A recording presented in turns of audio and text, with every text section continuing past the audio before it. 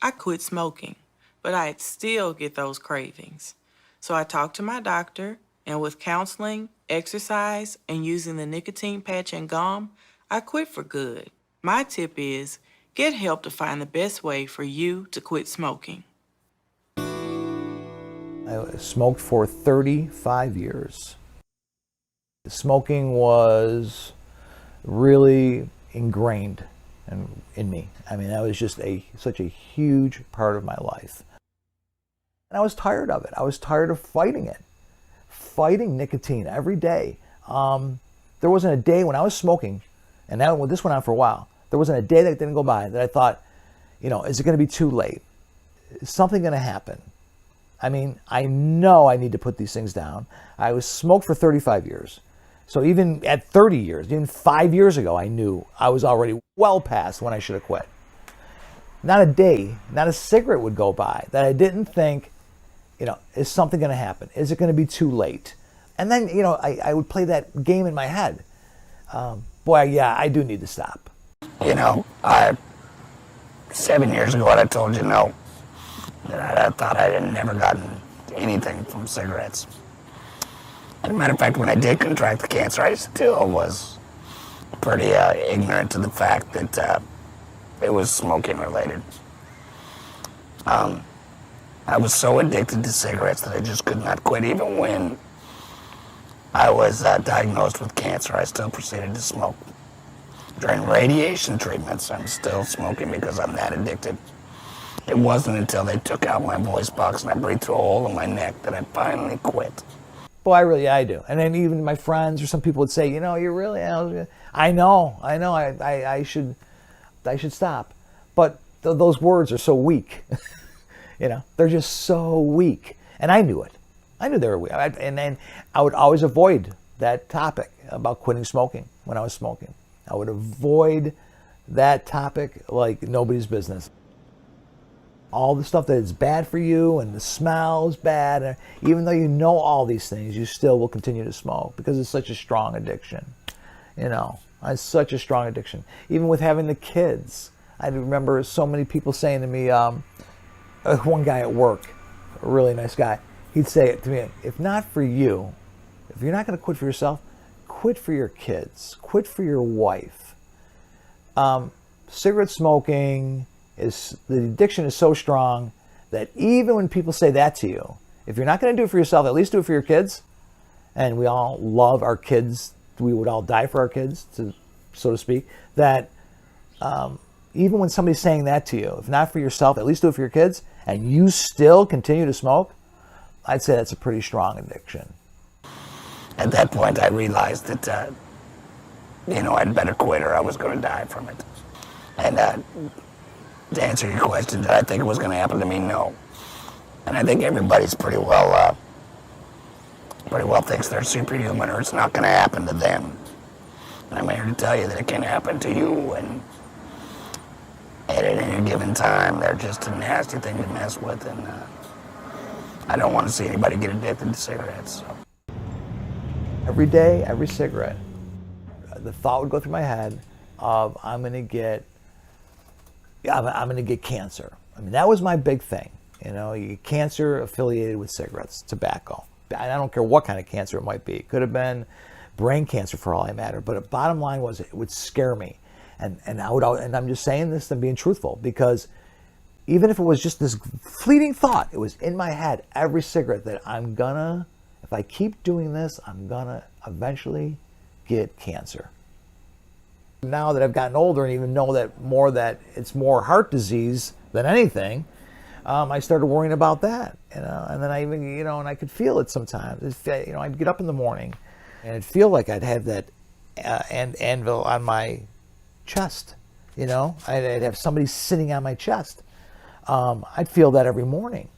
When I would take the dog for a walk, and I would never say nothing to nobody. The way I felt physically when I was cigarette smoking, I would never say nothing to anybody. I wouldn't tell them that, it feels like somebody's sitting on my chest. Or taking the dog for a walk. Halfway through the walk, I'm getting this tightness in my chest. I wouldn't tell people that. I wouldn't tell my wife that, not my kids, nobody. I'd hide the physical effects. even with getting that tightness in my chest when I'd be walking the dog, I had my routine. Halfway through the walk, I'm feeling that in my chest, I'd light a cigarette. And I'd be smoking a cigarette, walking the dog, having this little bit of tightness in my chest that some points, some days were worse than others. Sometimes I felt a little uncomfortable. And I'd still be smoking my cigarette. Still be smoking the cigarette.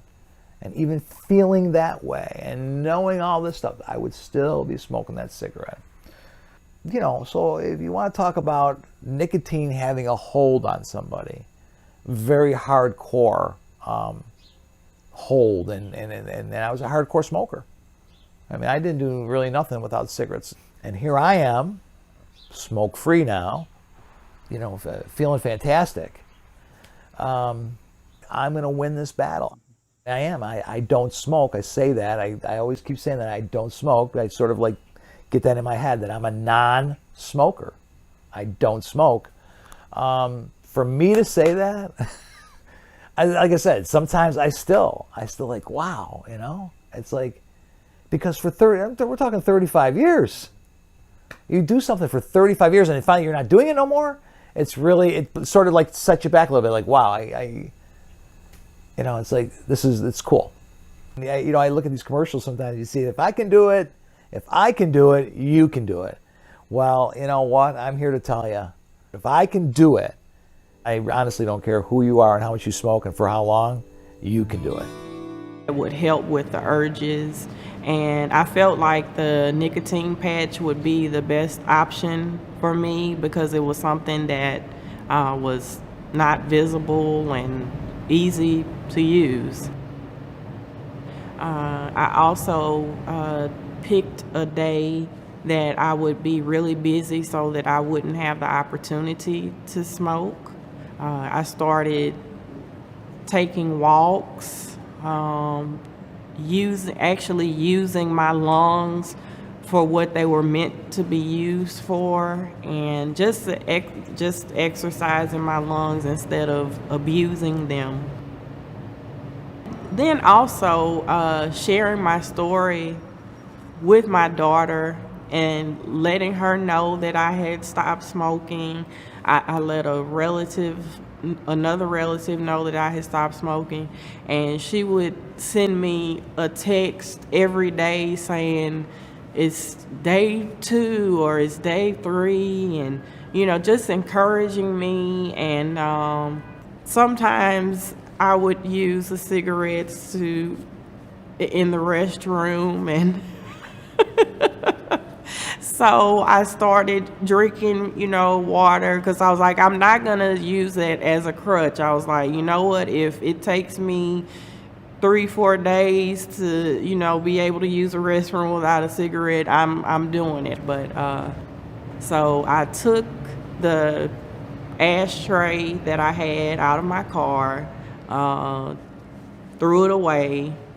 I took my car, I had it detailed, you know, so I wouldn't smell the smoke, because a car was like, driving was a really big trigger for me as well. And so I knew if I got in my car and I smelled cigarette smoke, it was gonna make me want one. I'm Tiffany, and I quit smoking, and so can you. She's been diagnosed with a brain tumor. She's done very well, you know, for the last several months, and now we're just back at square one again. It's very difficult for the family because you too go through everything that they go through. Maybe not in the same way, but you're still there. I used to smoke, and I got colorectal cancer. The moment that I was diagnosed, I mean, the race was on. There were all kinds of tests, rectal ultrasound, there were CT scans, we had the chemotherapy, the radiation, there was the major abdominal surgery, there was the ileostomy bag, there were more tests afterward. It just never stopped. It never stopped. When they had the surgery itself, they removed the tumor and about 18 inches of my lower colon. There was a chance that they would not have been able to reconnect the portions of my colon. I remember, in fact, the surgeon telling me, you won't know until you wake up if you're going to have a permanent colostomy bag. The common questions I get if I talk about having colon cancer is, what kind of symptoms did you have?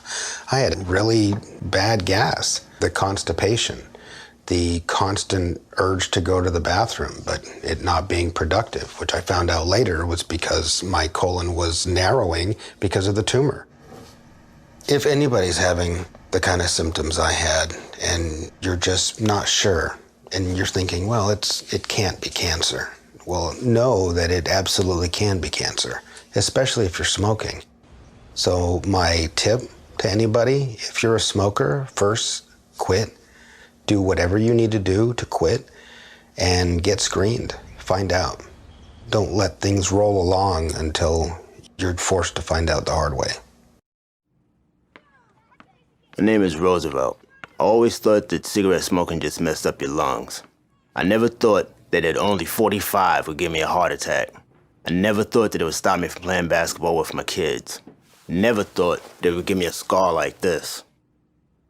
And I never thought that it would change my life forever. My tip is, do your heart a favor and quit now.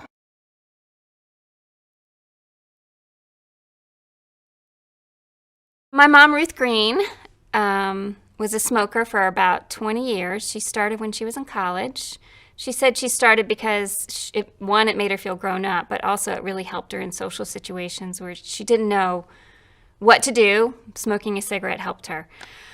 So at first she smoked socially like a lot of people, and then over time she became addicted. She smoked more and more. She would get up earlier in the morning to smoke. She would go to bed later so that she could smoke.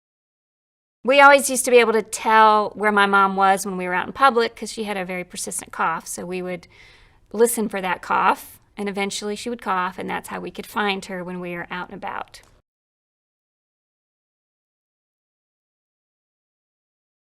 In my 20s, I came home for a visit, and my mom wasn't smoking. So I asked her, what happened? And she said, I quit. And I said, well, how did that happen? She said that my brother Stephen, who's 5 years younger than I am, he asked her for his graduation present if she would quit smoking. And she took that very seriously. She's always taken the graduation gifts very seriously. But she also realized that, she didn't want to be a smoker. She wanted to honor Stephen's request. So she quit. Every time she felt a craving, she would go off by herself and remind herself, all the good reasons that she had for quitting. She did a few other things as well. She did avoid people that smoked, although there weren't as many at that time. She worked in a university where they were beginning to prohibit smoking in the buildings and on the ground, so she had to really sneak around to smoke, and she hated that. And she felt really embarrassed at that point in her life to be a smoker.